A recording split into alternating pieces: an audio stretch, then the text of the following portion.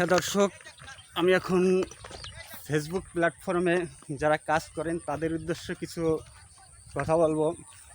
আসলে অনেকে অনেক ভিডিও তৈরি করেন এআই দিয়ে। সেই এআই ভিডিও বানালে অনেকে যারা বুঝতে পারে যে এআই দিয়ে ভিডিও বানানো, সে ভিডিওগুলো অনেকে সেটা দেখতে চায় না বা ক্লিক করে না, সেগুলো দেখার চায় না। আর যারা না বোঝে তারাই সেটাকে দেখার জন্য এরপরে যতই আপনাদের ভিউ হোক, এঙ্গেজমেন্ট হোক, ফলো হোক, যাই হোক না কেন, আসলে এআই ভিডিও ফেসবুকের অ্যালগরিদম ও সেটাকে পছন্দ করে না এবং গ্রো করে না।